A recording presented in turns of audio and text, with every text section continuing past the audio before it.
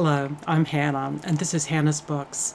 I'm here today to announce a very special reading event, Framed, in September, which is a month devoted to thinking about art in all its forms, from reading fiction or nonfiction, to perhaps going to a museum or gallery or performance, and possibly even trying your hand at creating art. My wonderful co-hosts for this event are Elisabeth at the channel Bookwinds and Books, who first came up with the idea for this reading event, Greg at Another Bibliophile Reads, Lindy from the channel Lindy's Magpie Reads, and Heather at Heather Greg, an amazing group. We would love for you to participate with us in whatever way makes sense for you. The suggested prompts we have are quite simple. Let me list them out for you. First, read a book about art, fiction or nonfiction.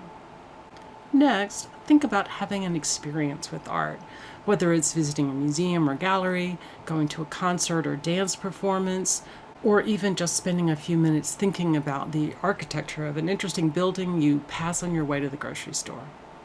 And then a bonus prompt, create art, or tell us about a work of art that has special meaning to you. When the host and I were talking about the possible prompts, we had a fascinating discussion about what exactly art means. I hope to make a video in the future thinking more about that question, but I wanted to say one thing right away. As you choose what you're going to read, you yourself can decide what you're going to include as, quote, art. Certainly, I would include not just visual arts like painting and sculpture, but also everything from music to photography and from film to dance. In fact, if you're interested, I'd love to hear your thoughts about how you define not only what qualifies as art, but also what the meaning and purpose of art is. At this point, I want to mention a handful of books that intrigue me and might possibly make it to my own TBR. My list includes a few novels, a few memoirs, a biography, and even a true crime book. And at least for this first list of suggestions and possibilities I'm putting together, all the books are about visual art, I think, and none are about specific artists or time periods. I hope to make an additional list in a few weeks and give some very different kinds of suggestions. For my first recommendation today, I'd like to recommend 7 Days in the Art World by Sarah Thornton. My husband and I read this book aloud to each other years ago, passing the book back and forth, and both of us really loved it. Each chapter emphasizes a very different part of the art world. The author takes us through a seminar at Cal Arts, where burgeoning artists hone their skills, to an art auction occurring at Christie's in Manhattan, through the inner workings of the magazine Art Forum, to the judging of the Turner Prize competition at the Tate Museum in London, to the studios of a celebrity artist in Japan, etc. I really loved seeing the different perspectives that came out in the different chapters, from artists to dealers to collectors to scholars and magazine writers, to those of us who were just viewers. Quite similar in topic is A Year in the Art World by Matthew Israel, recounting his perspective on the contemporary art world. I haven't read it before, but I might pick it up in September. Israel's book was written at least a decade after Thornton's, and I'm intrigued to compare the two books. From what I hear, this book goes over much of the same ground as the earlier book, but it also includes new things, like how museums and other collectors use Instagram, etc.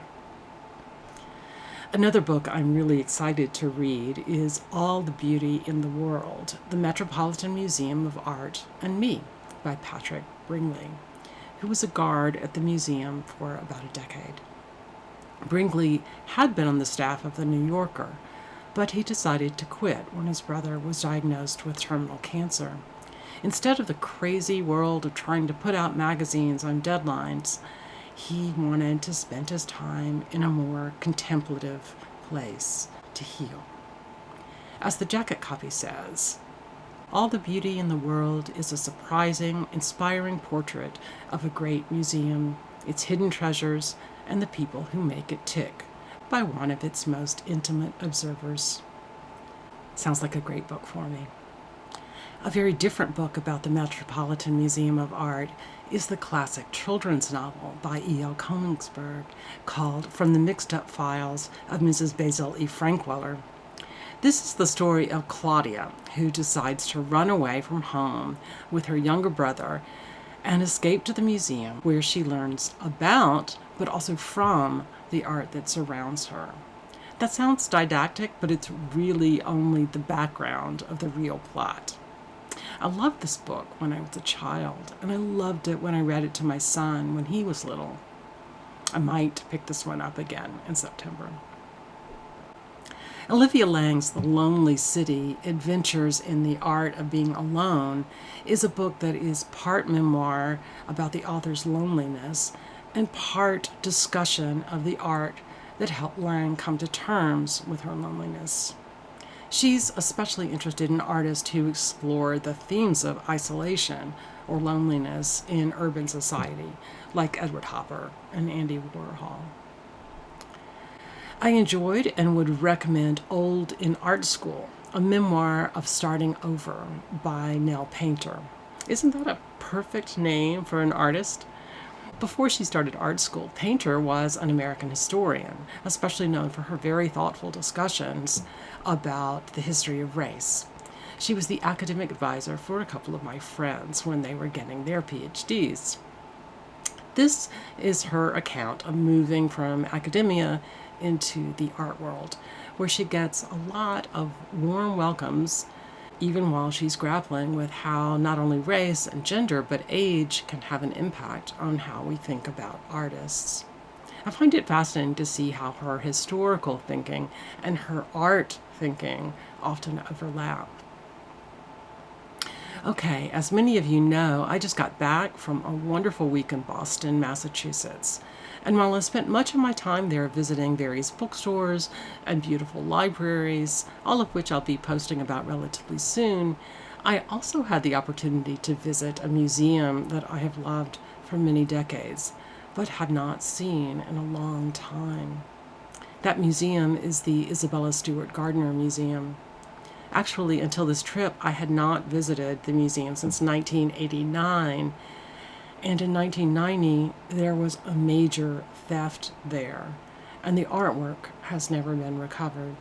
There are quite a few books out about Isabella Stewart Gardner. If you're interested in the major theft that happened in the museum, you might like the now classic The Gardner Heist, the true story of the world's largest unsolved art theft by Ulrich Boser. In general, the book reads like a thriller, but keep in mind that word in the subtitle, unsolved, so you'll be prepared for the ending. A new biography is Chasing Beauty, The Life of Isabella Stewart Gardner by Natalie Dykstra.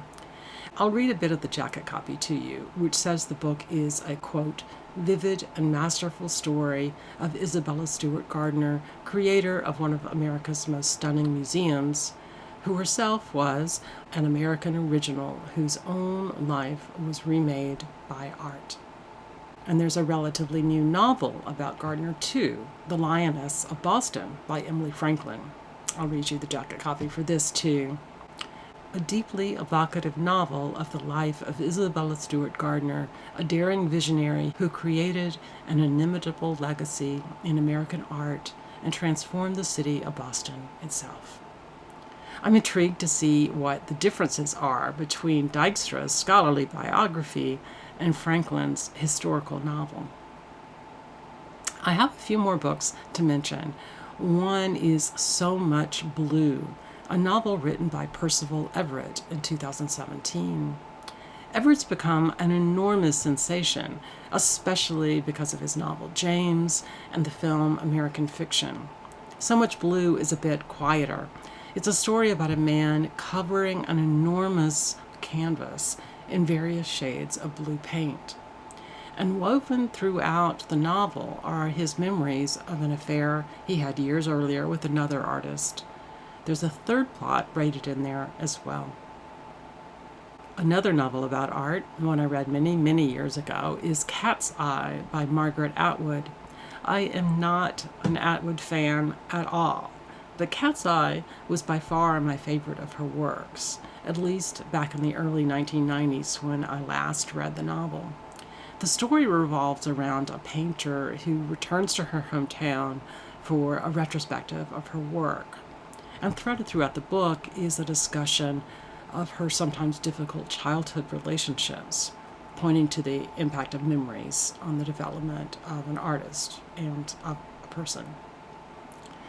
I'll name one more book, Girl Reading by Katie Ward. It traces the story of 7 different portraits of women reading, portraits made from the 14th century until the present day. I love the idea of reading art by looking at reading.